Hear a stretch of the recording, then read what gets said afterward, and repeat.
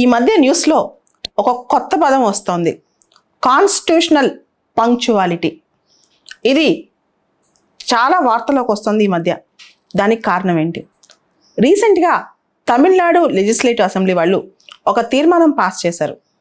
Governor bill pass చేసే విషయంలో ఒక స్పెసిఫిక్ టైం ఫ్రేమ్ ఉండాలని చెప్పి ఒక తీర్మానం పాస్ చేసి ఆ దిశగా ప్రెసిడెంట్ కూడా రిక్వెస్ట్ చేశారు గవర్నర్కి రికమెండ్ చేయమని చెప్పి. సో యాక్చువల్గా తమిళనాడు వాళ్ళు ఎందుకు ఇలాంటి తీర్మానం పాస్ చేశారు?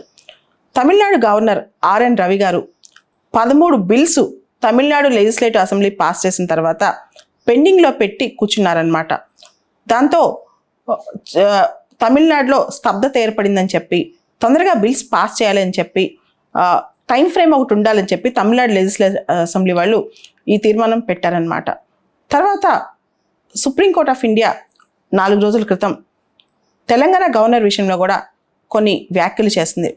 మనం ఇక్కడ ఒకటి గమనించాలి, తెలంగాణలో బిల్స్ టైంలో గవర్నర్ సంతకం పెట్టట్లేదు అని చెప్పి తెలంగాణ ప్రభుత్వం గవర్నర్కి వ్యతిరేకంగా సుప్రీంకోర్టుకి వెళ్ళింది రిట్ పిటిషన్ ద్వారా.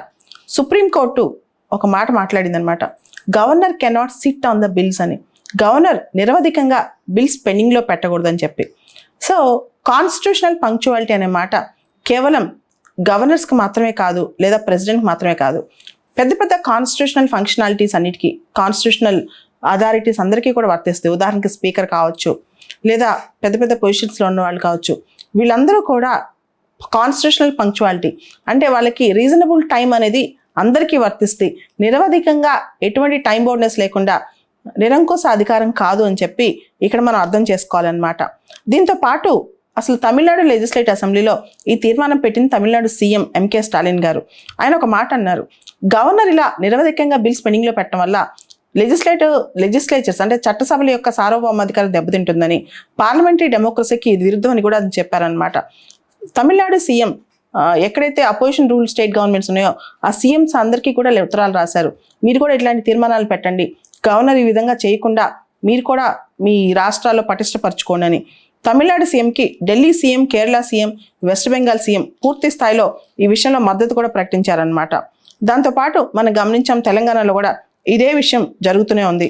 సో సార్వభౌమ అధికారాల్లో మనం గమనించాల్సింది ఏంటంటే గవర్నర్ పోస్ట్ అనేది మనకి బ్రిటిష్ వాళ్ళ కాలం నుంచే వస్తున్న పోస్ట్ అనమాట.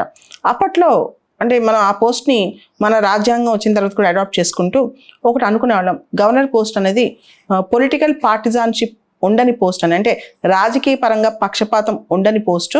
ఒకసారి గవర్నర్ అయిన తర్వాత వాళ్ళు నిజంగానే స్టేట్ యొక్క వెల్ఫేర్ కోసం మాత్రమే పనిచేస్తారని చెప్పి అనుకుంటూ ఉంటారు.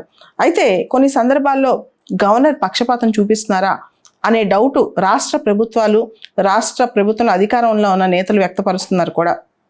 ఇక్కడ ఆర్టికల్ 200 మన రాజ్యాంగంలో గవర్నర్ బిల్స్ పాస్ చేసే విషయాన్ని, అంటే స్టేట్ లెజిస్లేచర్స్లో బిల్ పాస్ అయిన తర్వాత గవర్నర్ దాన్ని అసెంట్ ఇచ్చే విషయం గురించి చెప్తుంది. విత్ హోల్డ్ ద అసెంట్ అంటే నిరవధికంగా విత్ హోల్డ్ చేయమని అర్థం కాదు.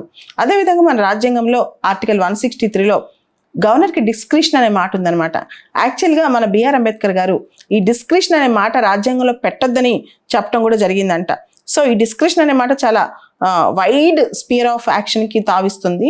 దీనివల్ల పక్షపాతం చూపించే అవకాశం ఉంటుంది గవర్నర్, కాబట్టి డిస్క్రిషన్ పెట్టొద్దని. కానీ తర్వాత ఈ డిస్క్రిషన్ అనే మాట కూడా చేర్చారనమాట. Shamsher Singh versus state of Punjab 1974లో ఈ డిస్క్రిషన్ అనే మాట, గవర్నర్ డిస్క్రిషన్ అనే మాట చాలా లిమిటెడ్గా వాడాలని, దానికి చాలా లిమిటెడ్ మీనింగ్ ఉందని, అపరిమితమైన మీనింగ్ లేదని కూడా చెప్పడం జరిగిందనమాట. ఓవరాల్గా చెప్తే స్పీకర్ ఉదాహరణకి యాంటీ డిఫెక్షన్ లాలో నిర్ణయాలు తీసుకుంటున్నప్పుడు, గవర్నర్ బిల్స్ మీద సంతకాలు పెడుతున్నప్పుడు, లేదా ప్రెసిడెంట్ అనేక విషయాల్లో తన యొక్క సంతకాలు, తన యొక్క డిస్క్రిషన్, తన యొక్క ఆలోచనలు వాడుతున్నప్పుడు ఖచ్చితంగా అది రాజ్యాంగబద్ధంగానే ఉండాలి, కానీ రీజనబుల్ టైంలోనే ఉండాలి, కానీ అది పర్సనల్ డిస్క్రిషన్ కాదు.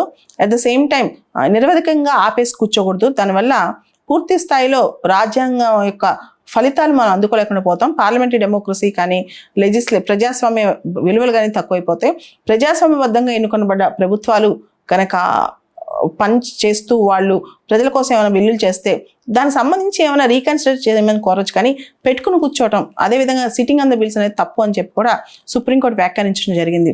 సో కాన్స్టిట్యూషనల్ పంక్చువాలిటీ అనే మాట ఈ మధ్య ఈ దిశగా వాడుతున్నారనమాట.